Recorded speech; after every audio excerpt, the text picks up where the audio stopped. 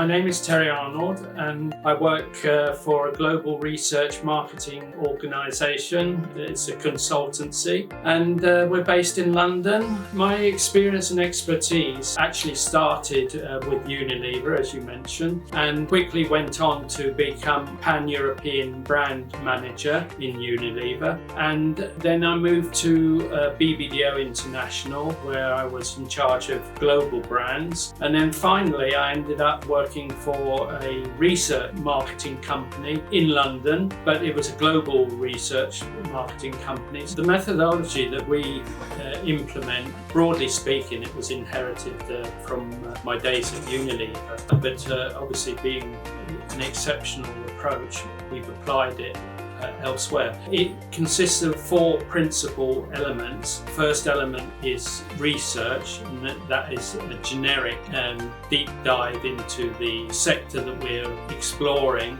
And the second will be insights, and the insights are then gathered specifically to the subject area that you're exploring or you have explored. That will yield further in-depth snippets or phrases in the subject area. Then comes strategy. Now, the strategy will probably be fine-tuned as we go along, but the basic idea of the strategy, which hopefully will be encapsulated in one line, will give a direction of where we're heading, and then we will summarize that with a report which will cover all the investigations that we've done on the subject area, which could be presented then to the prospect or client. I suppose the biggest and heaviest part of the work is, once you've agreed the strategy, is the implementation of the strategy. This can take anything from a few days, a few months, even a few years, depending on the length and breadth of the project that you're working on. But it's not unusual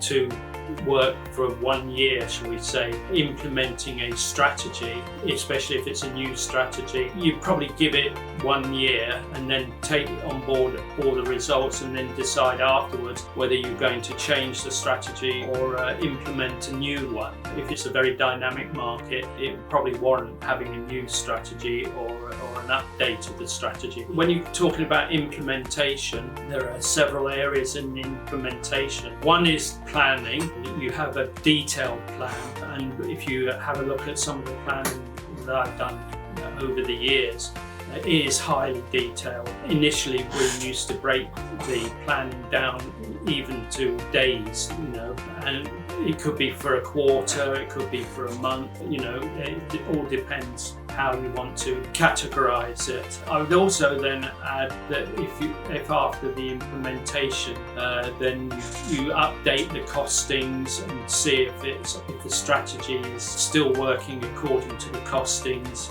and the outlays that you're likely to incur. Because obviously, if you're not keeping the budget under control, that is create problems for you at a later stage. It all depends on what you're wanting to achieve. Let's just say digital marketing, and there's videos and various other, shall we say, elements to the project that need to be covered. That needs to be scheduled in and costed, each independent one.